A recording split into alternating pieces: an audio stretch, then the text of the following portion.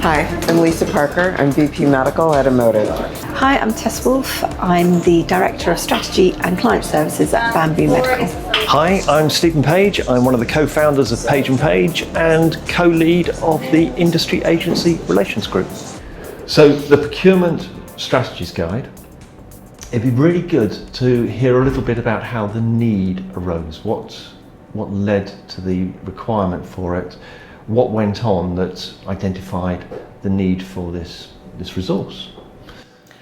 Well, we realized that when we start a new job, we learn all about what we do, either on the agency side or the pharma side, but we rarely learn about what our partners do, even though we work with them every single day. So we thought it would be useful for us to get together and consolidate all that information together so we can learn about each other in order to make sure that we can create really good partnerships.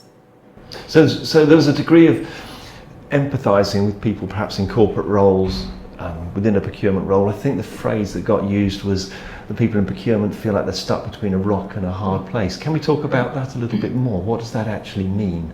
What's it like for a procurement person? I think they're not involved day to day in the business of the brand managers or medical managers that we work with. Mm-hmm. So therefore it's of course difficult for them to understand what it is they need. They can see on paper, but sometimes they don't see the real reliance on each other that you have in a day-to-day workspace.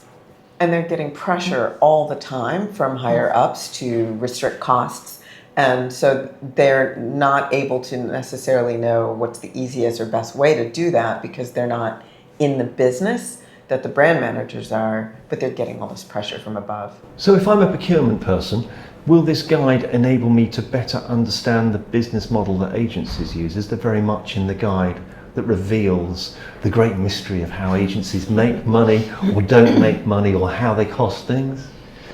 I think it certainly seems to, what it does is it outlines the different types of agencies and the different types of services.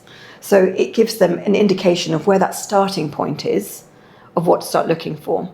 Because not every agency does everything. Equally, lots of agencies do lots of different things. So it's about what they want and what they're looking for. Are they looking for an agency partner? I see a great move towards big companies trying to reduce the number of agencies they're working with, because perhaps procurement-wise, it gets quite a lot for them to go through reviews every single year. Mm-hmm.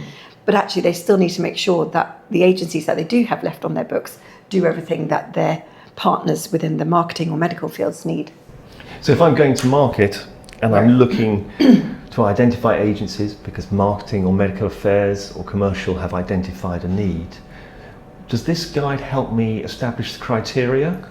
Yes, so the guide has several different types of suggestions that you can use to help with determining whether you need to engage in a pitch process. And if you are going to engage in a pitch process, what are some of the important elements for you to consider, both in terms of what type of agency partner you need, as well as also kind of what things you need to cover within a brief to make sure that that brief is clear and fit for your purpose as a pharma partner. So you need to know whether the client whether the agency can work in a particular therapy area. You need to know whether they're creative enough for your needs. You need to know whether they're patient-centric, if that's an important factor for you. So it helps you design that brief so that you can get the perfect partner for you. So it has a very practical purpose. And if I'm within an agency, does the guide also serve a purpose? Would it help me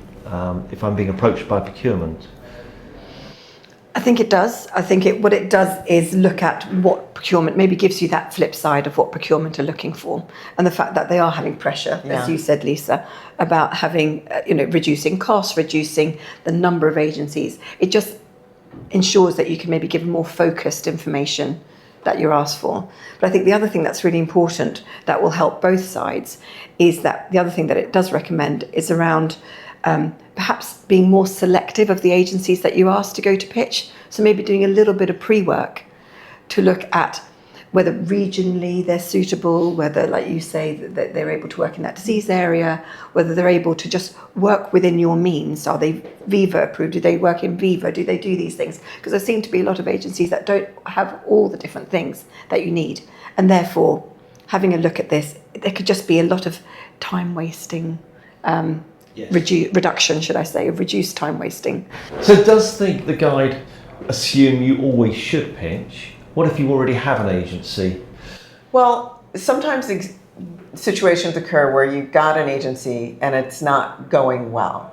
But what the guide suggests is that it's important to try to course correct before going to a pitch process to get a new agency. And that's because it's very expensive for both the pharma company as well as the agency to engage in that pitch process. And it's not just about money, but it's also time. And so it's really useful to try to course correct with an existing agency before you engage in this pitch process. But Lisa, it's not always the fact that you have an agency, but even if you need a new agency, you can still go ahead without pitching. Yes. And if we look at the recent awards with the Pitch Positive Pledge, that award was granted to a system where they didn't do a formal pitch at all. In fact, they interviewed people, a number of agencies, I think about 4, and then they went down to 2 agencies that they had such good chemistry with they couldn't choose between the 2. Mm-hmm. And therefore they gave them both small projects to do, and actually both carried on working with them. So it's not always down to one agency. Sometimes your organisation have room for more because they do, or they fit in with the teams better. Early in the summer, in June, IRIG organised a summit on behalf of the PM Society. How does that fit into all of this? It's all about the advancing standards and bridging the relationship. It brought everything together, really. So the summit was looking at whether the industry and agencies were at a critical inflection point and whether the relationship that we've had over the past decades is still functioning the same way. And the great thing about it was that there was 50-50 split between pharma and agency people. Everyone spoke openly under Chatham House rules, and it really was an excellent forum where people could come and try to start the conversation about how we create that new relationship for the time that we're living in now. So as a sector, both agency and industry, anybody who's involved in healthcare at the moment, we're all seeking better outcomes. Better outcomes for patients, better outcomes for healthcare professionals, but better outcomes for investors and shareholders as well. So better outcomes for everybody. How does the procurement guide and everything IRIG is doing fit into that? Well, I think PM Society as a whole and IRIG are really focused on advancing standards.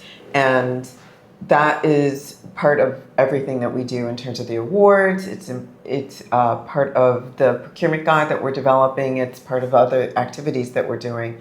And it's really about creating a space for creating better partnerships between pharma and agencies so that they can work together to improve outcomes for patients.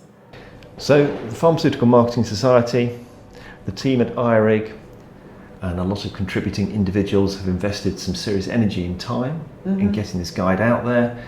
It's a bit like flying a kite. It's out there for people to sort of shoot at it now. What happens next? So I like to think of it as being in beta mode right now. We had a lot of people from IRIG, from the agency side as well as from the pharma side, that contributed to developing this procurement strategies guide.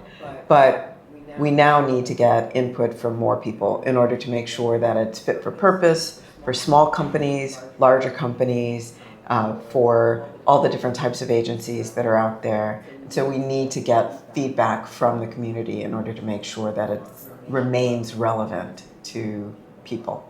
So what we need people to do now is to go and have a look at the guide, and it's on the site. And it has pages to comment, so please, especially procurement, but everyone's welcome to comment on the content to make sure that it's as relevant to the industry, both agency and pharma, as it can be.